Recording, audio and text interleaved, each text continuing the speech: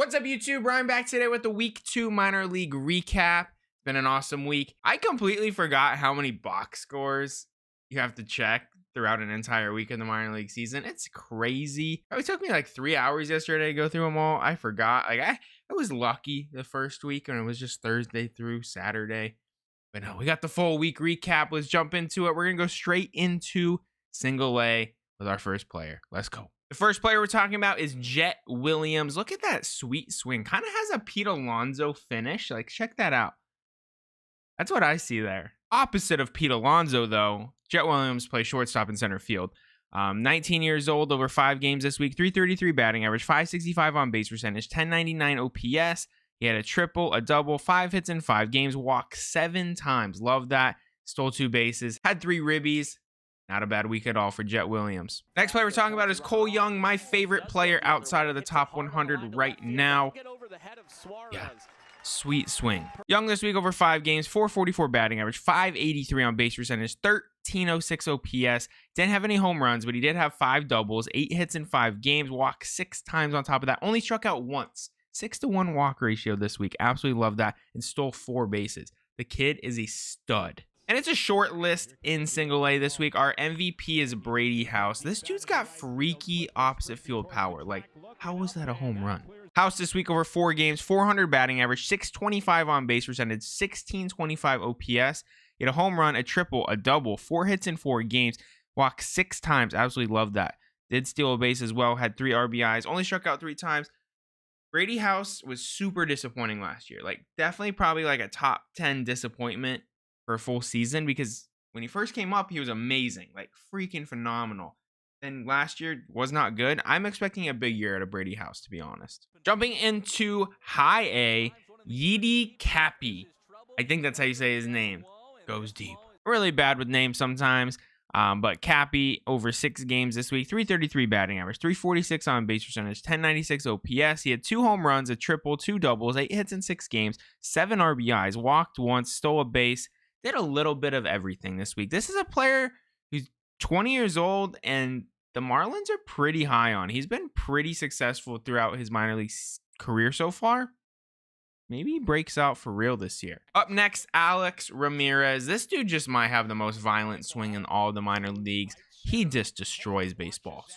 Like, I love it. Ramirez this week over 4 games, 353 batting average, 421 on base percentage, 1009 OPS. He had a home run, a double, 6 hits in 4 games, 2 walks.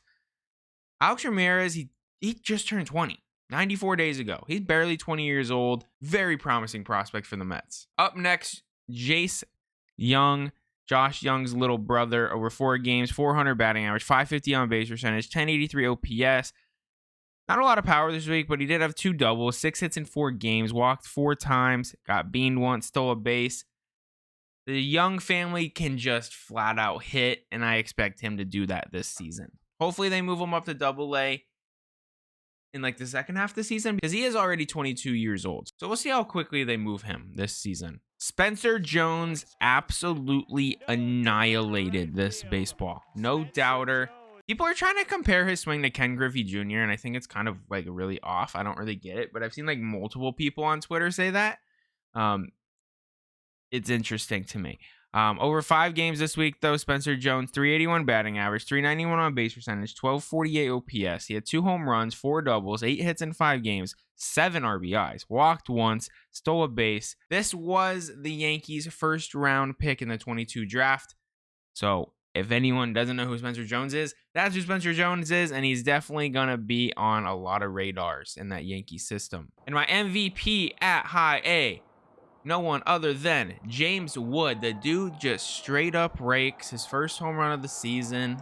He's just different with the bat. James Wood over 5 games, 526 batting average, 524 on base percentage. You got to love when it's a lower on base percentage than his batting average. 1366 OPS. He had a home run. He had a triple. He had a double. He had 10 hits in 5 games, 7 RBIs, walked once, only struck out 3 times.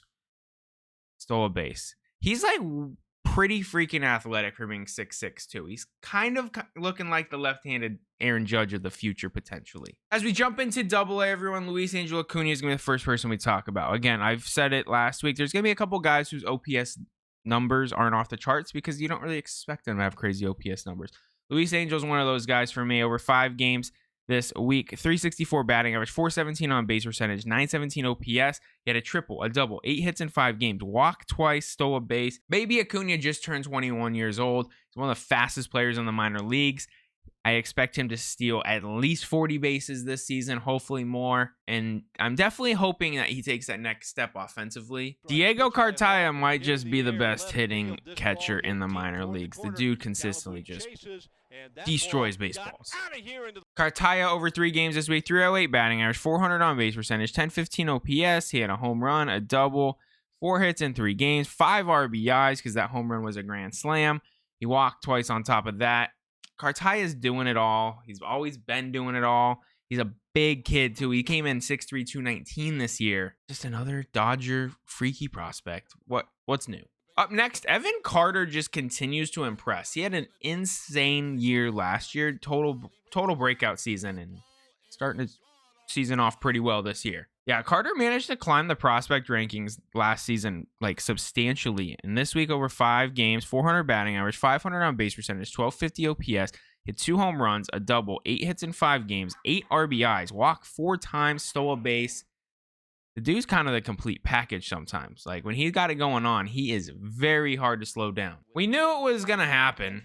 It's just a matter of when. Heston Kjerstad is different. He's just such a good hitter, and I'm hoping he gets to debut for the Orioles at some point this season because he's definitely showing signs of being ready. Over 6 games this week, 320 batting average, 370 on base percentage, 1250 OPS, hit 4 home runs, 2 doubles, 8 hits in 6 games, 5 RBIs, walked once. I'd like to see that number go up. He even stole a base. The dude was the 2nd overall pick in 2024. Reason the dude can just swing it. Next up, Zach Neto, and he actually just got brought up in, as I'm recording this video, actually just had his first major league hit, but just has such a crazy leg kick and explosive swing. Zach Neto over 4 games this week, 500 batting average, 591 on base percentage, 1591 OPS. He had 3 home runs, 9 hits in 4 games, 3 walks. He had 9 RBIs. He walked 3 times, got beaned once, stole 3 bases. He's definitely the complete package. I do think the Angels are rushing him. He's only played 44 games in the minors, and like we've seen it before, but it's not a winning equation. I'm not sure Zach Neto is like that good to be ready to succeed in the major leagues just yet, you know? Like, see it sometimes. Like Justin Upton way back when did pretty good, but it's just tough. And our MVP at AA and the worst cameras in the minor leagues, as usual, Andy Pages just rakes. Andy Pages just turned 22 this season.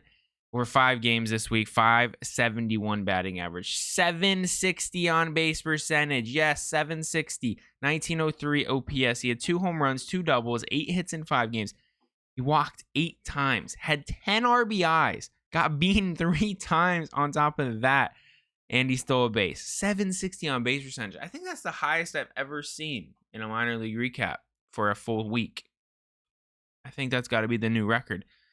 Again, super awesome offensive prospect. Plays pretty solid defense, too. Can play all outfield positions. I've always been a fan.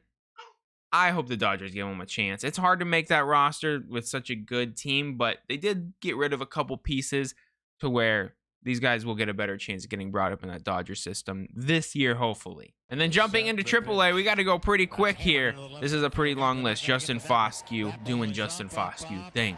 Justin Foscue over 5 games, 412 batting average, 500 on base percentage, 1147 OPS. He had a home run, a double, 7 hits in 5 games, had an RBI, walked twice, stole a base, got beaned. Justin Foscue has just been a very solid hitter his entire career so far. And again, another player I bet gets a debut here pretty soon. Don't blink because you're going to miss it. Matt McLain absolutely destroys this baseball.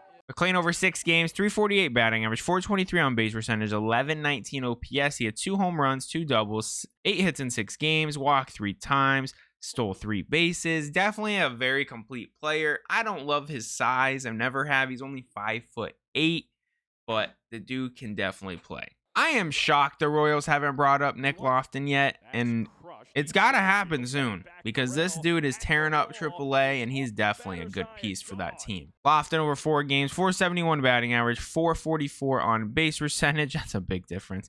1386 OPS. He had 2 home runs, 2 doubles, 8 hits in 4 games, 7 RBIs. Nick Lofton, I think a lot of people overlooked him when he got drafted out of Baylor.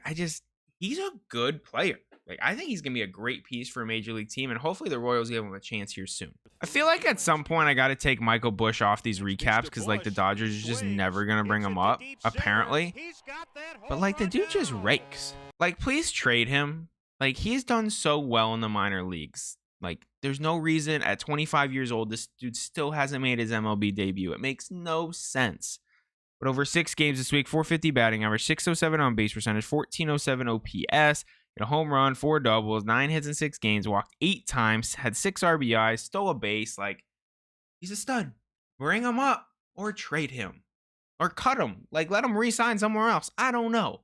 But Michael Busch is good. Super happy to say Brett Beatty is being recalled to the Mets, and I am so excited because he rakes. One of my favorite prospects. Am I a little biased because he's got a little ginger to him? Sure.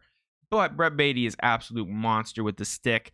Over 5 games this week, 400 batting average, 520 on base percentage, 1420 OPS. He had 3 home runs, a double, 8 hits in 5 games, 10 RBIs, walked 5 times. The dude is a beast in the box. Like, I cannot wait to watch him this season. I think he's going to be awesome for the Mets. Kyle Manzardo hit this ball 111 miles an hour. Like, that thing got out so fast. His swing is so short and so powerful.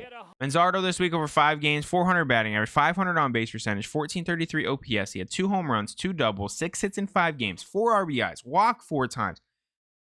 Kyle Manzardo is that guy. He is so good offensively. He has not shown even a glimpse of struggle in the minor leagues. He's definitely getting a debut this season. I have become a massive Kyle Manzardo fan. And our MVP at AAA, Ronnie Mauricio, is just doing big things this season so far. Like, beautiful opposite field homer there. Mauricio over 5 games, 474 batting average, 565 on base percentage, 1723 OPS. He had 3 home runs, 4 doubles, 9 hits in 5 games, 7 RBIs, walked 3 times, got beaned, stole 2 bases. Ronnie Mauricio is awesome when he's playing well. And can he stay consistent? I'm not sure because he hasn't been able to yet. He did come in a lot bigger this season though, 6'3", 222.